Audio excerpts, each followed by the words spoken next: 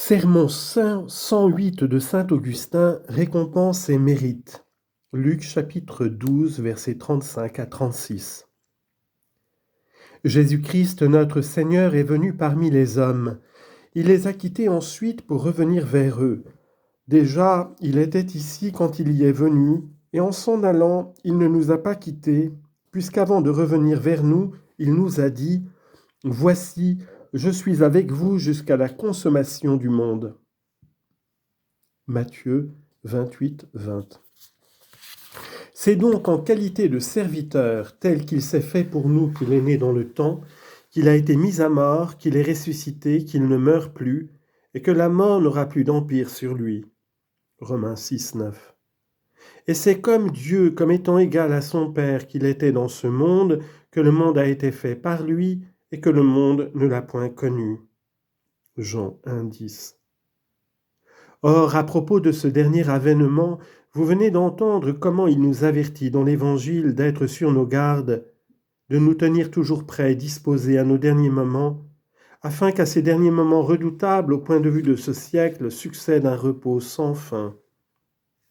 Heureux quiconque y sera admis. Alors seront sans crainte ceux qui craignent maintenant, et ceux qui ne tremblent pas aujourd'hui trembleront alors. C'est dans cette dernière vue et dans cette espérance que nous sommes devenus chrétiens. Notre espoir, en effet, n'est-il pas en dehors de ce monde ? N'aimons pas ce monde. De l'amour de ce monde, nous avons été appelés à aimer et à espérer un autre monde. Nous devons ici nous abstenir de tout désir coupable, c'est-à-dire nous ceindre les reins, être remplis d'ardeur et de lumière pour faire le bien. En d'autres termes, tenir nos lampes allumées, car le Seigneur lui-même dit expressément dans un autre endroit de l'Évangile « Quand on allume un flambeau, on ne le remet pas sous un boisseau, mais sur un chandelier, afin qu'il éclaire tous ceux qui sont dans la maison. » Et pour faire comprendre sa pensée, il ajoute « Que votre lumière luise devant les hommes, de façon qu'ils voient vos bonnes œuvres et qu'ils glorifient votre Père qui est dans les cieux. » Matthieu 5, 15 à 16. C'est dans ce sens qu'il nous commande d'avoir les reins saints et les flambeaux allumés. Que signifient les reins saints ? Évite le mal. Que signifie luire ? Avoir des flambeaux allumés. Cela veut dire et fais le bien. Comment entendre aussi ce qu'ajoute le Sauveur et soyez semblables à des hommes qui attendent que leur maître revienne des noces ? N'est-ce pas le même sens que dans les paroles suivantes du même psaume « Cherchez la paix et poursuis-la » ? Ces trois idées, s'abstenir du mal, faire le bien et espérer l'éternelle récompense, sont rappelées dans ce passage des Actes des Apôtres où il est écrit que Paul enseignait la continence, la justice et l'espoir de la vie éternelle. Actes 24, 25. La continence est dans ces mots « Ayez les reins saints », la justice dans ceci et les lampes allumées. L'attente du Seigneur se confond avec l'espoir de la vie éternelle. Ainsi donc, s'abstenir du mal, c'est pratiquer la continence, et avoir les reins toujours sains, faire le bien, c'est accomplir la justice et tenir ses lampes allumées.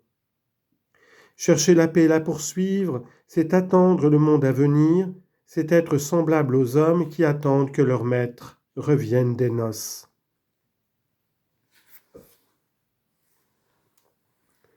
Comment donc, après avoir reçu de tels avertissements et de telles promesses, cherchons-nous encore sur la terre ces jours heureux que nous ne saurions y trouver ? Car je le sais, vous les cherchez, soit quand vous êtes malade, soit quand vous êtes sous le poids des afflictions qui sont si multipliées en ce monde. Quand l'âge est sur son déclin, ne voit-on pas le vieillard privé de toute jouissance et rempli de chagrin ? Il est vrai pourtant, au milieu des souffrances qui accablent l'humanité, les hommes ne demandent que des jours heureux. Ils cherchent constamment, sans pouvoir y parvenir, à allonger leur vie. Qu'est-ce en effet que la vie la plus longue comparée à l'étendue des siècles ? N'est-elle pas aussi petite qu'une goutte d'eau dans l'océan ? Ah, qu'est-ce donc que la vie, vie même que l'on dit longue ? On l'appelle longue, quoiqu'en face des siècles elle soit si courte, et comme je l'ai déjà observé, elle est remplie de gémissements jusqu'à la suprême vieillesse. Dans son ensemble même, elle est donc très peu de choses. Avec quelle ardeur néanmoins ne la recherche-t-on pas? À quelle activité, à quel labeur, à quel soin, à quelle vigilance, à quels travaux ne se dévoue-t-on pas pour vivre ici longtemps et parvenir à la vieillesse? Et pourtant, qu'est-ce qu'une vie longue, sinon une longue course vers la mort? Tu étais hier et tu veux être demain, mais lorsque ce demain sera passé, un jour de moins encore. Quoi? Tu appelles le lever de l'aurore pour approcher du terme où tu ne veux pas aboutir? Tu donnes une fête à tes amis, tu les entends alors te souhaiter une longue vie et tu souhaites l'accomplissement de leurs vœux. Ainsi tu veux que les années succèdent aux années et tu ne veux pas que la dernière arrive. Voilà des désirs contradictoires. C'est vouloir marcher sans vouloir arriver. Mais comme je l'ai dit encore, si l'on est si empressé de se consacrer chaque jour à de rudes et continuels travaux pour mourir un peu plus tard, avec quelle sollicitude ne devrait-on pas travailler à ne mourir jamais? Personne toutefois n'y veut songer. On cherche ici sans relâche des jours heureux qu'on n'y trouve pas, et l'on ne veut pas vivre de façon à parvenir au lieu où on les trouve. L'Écriture a donc raison de s'écrier « Quel est l'homme qui veut vivre et qui aime à avoir des jours heureux ?»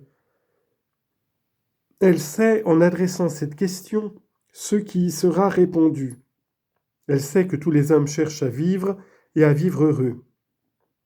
Elle leur demande donc ce qu'ils désirent, elle entend en quelque sorte tous les cœurs lui répondre « C'est moi », et c'est dans ce dessein qu'elle s'écrit « Quel est l'homme qui veut vivre et qui aime à avoir des jours heureux ?» C'est ainsi que dans ce moment même où je vous parle, où vous m'entendez répéter « Quel est l'homme qui veut vivre et qui aime avoir des jours heureux ?» vous me répondez tous dans votre cœur « C'est moi ». Moi qui vous parle, j'aime aussi la vie et des jours heureux. Ce que vous cherchez, je le cherche comme vous. Si nous avions tous besoin d'or, si je voulais en trouver avec vous, s'il y en avait dans l'une de vos terres, dans un lieu qui vous appartint, si je vous y voyais fouiller et que je vous demandasse que cherchez-vous, vous me répondriez de l'or. Je vous dirais de mon côté, vous cherchez de l'or, j'en cherche comme vous, mais vous ne cherchez pas où nous en pourrons trouver. Apprenez donc de moi où il s'en rencontre. Je ne veux pas vous le ravir, mais vous montrer l'endroit où il est. Ou plutôt, suivons tous celui qui sait où se trouve ce que nous cherchons. Ainsi en est-il aujourd'hui. Vous êtes désireux de vivre et d'avoir des jours heureux. Nous ne pouvons vous détourner de ce désir, mais nous vous disons, ne cherchez pas dans ce monde cette vie ni ces jours heureux, car les jours n'y sauraient être heureux, et la vie même n'y ressemble-t-elle pas à la mort? Ces jours passent en courant. Aujourd'hui fait disparaître hier, et demain ne paraîtra que pour faire disparaître aujourd'hui. Ils ne s'arrêtent pas, et conduit par eux, tu voudrais t'arrêter? Ah, je suis loin de comprimer, j'enflamme plutôt en vous le désir de la vie et des jours heureux. Oui, cherchez la vie et des jours heureux, mais cherchez-les où ils se trouvent. Voulez-vous prendre avec moi conseil de celui qui sait où se rencontre cette vie et ces jours heureux? Écoutez non pas moi, mais lui avec moi. Il nous est dit par quelqu'un, « Venez mes enfants, écoutez-moi. » Courons et arrêtons-nous, prêtons l'oreille et comprenons le langage du Père qui nous dit « Venez mes enfants, écoutez-moi. » Je vous enseignerai la crainte du Seigneur, ajoute-t-il. Voilà donc ce qu'il veut nous apprendre. Mais à quoi sert cette crainte? Le voici dans les paroles qui suivent. Quel est l'homme qui veut vivre et qui aime avoir des jours heureux? Nous répondons tous, c'est nous. Écoutons alors ce qui vient ensuite. Préserve ta langue du mal et tes lèvres de toute parole artificieuse. Ici encore répond, je le veux. Quand je disais tout à l'heure, quel est l'homme qui veut vivre et qui aime avoir des jours heureux, nous répondions tous, c'est moi. Qu'ici donc on me réponde aussi, c'est moi. À ces mots, préserve ta langue du mal et tes lèvres de toute parole artificieuse, réponds donc également, je le veux. Quoi, tu veux la vie et des jours heureux et tu refuses de préserver ta langue du mal et tes lèvres des paroles frauduleuses? Vif pour la récompense, tu es si lent pour le travail? Qui donc sans travailler obtient une récompense? Plût à Dieu que chez toi l'ouvrier fût toujours récompensé. Je sais que tu ne donnes rien à qui ne travaille pas. Pourquoi? Parce que tu ne lui dois rien. Dieu aussi nous offre une récompense, laquelle? La vie et les jours heureux, après lesquels nous soupirons tous et que tous nous essayons de nous procurer. Après l'avoir promise, il accordera aussi cette récompense, la récompense de la vie et des jours heureux. Et en quoi consistent ces jours heureux? Dans une vie sans fin, dans un repos sans fatigue. La récompense est grande. À quelles conditions la met-il? Voyons-le et plein d'ardeur pour de telles promesses, préparons. Pour lui obéir toutes nos forces et nos mains et nos bras. Va-t-il nous commander de porter des fardeaux énormes, de creuser la terre ou de dresser quelque puissante machine? Il n'ordonne rien de si laborieux. Il te commande seulement de dompter le plus agile de tes membres. Préserve, dit-il, ta langue du mal. Il n'en coûte pas de bâtir une demeure et il en coûte de retenir sa langue.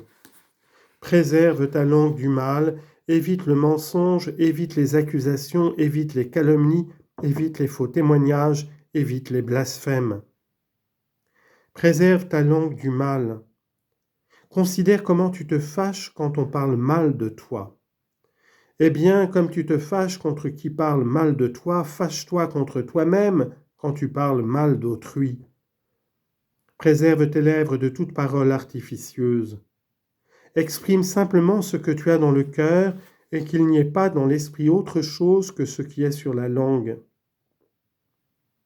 Évite le mal et pratique le bien. Et comment dire à quelqu'un, donne des vêtements à ce pauvre qui en manque s'il cherche à dépouiller celui qui en a? Comment recueillir un étranger quand on tourmente un concitoyen? L'ordre donc le demande, évite le mal, puis fais le bien. Ceins-toi les reins d'abord, puis allume ta lampe. Tu pourras alors attendre tranquillement la vie et les jours heureux. Cherche la paix et poursuis-la. Et tu diras avec confiance au Seigneur, j'ai fait ce que vous m'avez commandé, accomplissez ce que vous m'avez promis.